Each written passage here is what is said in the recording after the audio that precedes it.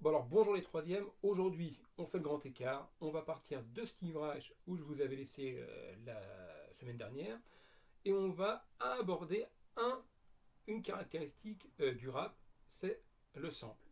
Alors pourquoi je pars de Steve Reich pour aller au rap? Voici l'explication. Et bien l'explication elle tient à ce terme qu'on va aujourd'hui travailler, un sample. Un sample, qu'est-ce que c'est? Un sample en français on dit un échantillon, mais bon ce mot on va plutôt le laisser tomber, on va plutôt prendre le mot anglais, un sample. C'est un petit bout de son, une mélodie, une rythmique qui est utilisée et adaptée par un autre musicien. Alors les sources du sample elles sont infinies. On peut aller chercher un sample dans les chansons, la pop, on peut aller chercher des samples dans des répliques de films, dans des pubs, enfin on peut tout penser, dans des animes, dans la musique classique, dans le jazz, le blues, enfin partout vous pouvez trouver des samples. Alors, les samples, ils sont trouvés essentiellement par les beatmakers. Un beatmaker, c'est quoi? C'est littéralement un faiseur de son. C'est celui qui fabrique les pistes sur lesquelles on va rapper. Ils vont modifier ces petits morceaux musicaux ou ces textes comme ils le veulent, comme bon leur semble. Alors, une fois la partie musicale qu'il a donc emprunté à un autre morceau retravaillé, il lui reste à le mettre en boucle. Mettre en boucle, c'est-à-dire faire répéter ce petit emprunt, pas indéfiniment, mais un certain nombre de fois, histoire qu'il rentre bien dans la tête. Voilà, donc on a vu ce qu'était un sample. Alors pourquoi Steve Reich? Eh bien Steve Reich, c'est l'un des précurseurs du sample. Pour préparer le cours que je vous fais aujourd'hui, j'étais sur Wikipédia, j'ai tapé sample, échantillon, hop, je regarde vite fait, et qu'est-ce que je vois arriver? Origine du sample, quatrième ligne, Steve Reich est cité. Eh bien oui, Steve Reich, on le connaît, on le voit venir le sample. La première fois que vous l'avez écouté, Different Trends, vous m'avez dit, mais il y a quelqu'un qui répète toujours la même chose. Ce quelqu'un, lors de la première écoute, c'était un chef de gare qui disait From Chicago to New York, qui racontait sa vie. Sauf que Steve Reich, lui, ça l'intéressait pas la vie de ce monsieur chef de gare. Il a pris quoi? From Chicago to New York. Il a coupé cette toute petite partie, même pas musicale, c'est l'intonation de la voix d'un témoignage. Il a coupé, il l'a placé en boucle.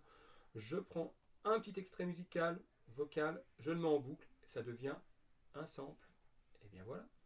Et maintenant, on va passer directement dans les années 70. Et ben ouais, parce que c'est dans les années 1970 à New York qu'explose le sampling. Il explose par le hip-hop. À cette époque-là, dans les années 70, on fait des fêtes de rue. Les gens adorent danser, donc on écoute de la musique. Et puis quand il y a un élément musical, un élément rythmique, mélodique qui plaît, qu'est-ce qu'on fait? On le repasse, on le repasse, on le repasse. On le repasse donc en boucle pour que les gens puissent danser. Alors il y a un morceau, s'il y en a un à connaître, un morceau qui a servi pour plus de 1500, peut-être 2000 samples, c'est Funky Drummer de James Brown. Celui-là, écoutez-le, je vous ai mis le lien enfin carrément le titre sous cette vidéo.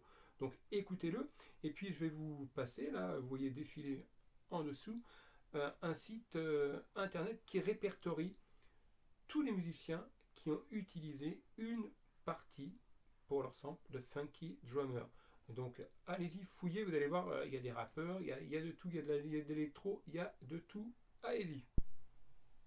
Bon alors, après ce petit historique du sample, je m'arrête dans les années 70 avec le hip-hop, on bascule directement à notre sujet qui était le sample dans le rap. Alors, tous les raps n'utilisent pas des samples, d'accord?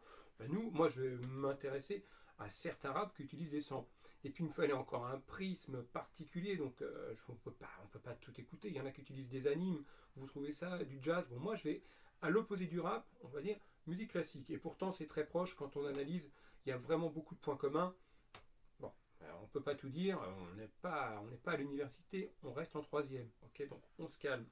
Je vais donc m'intéresser à vous faire écouter de la musique classique et les raps qui l'utilisent. Trois, peut-être quatre extraits, je vais voir, c'est un peu à l'instinct. Donc on y va pour des écoutes musicales, et puis on prend du plaisir.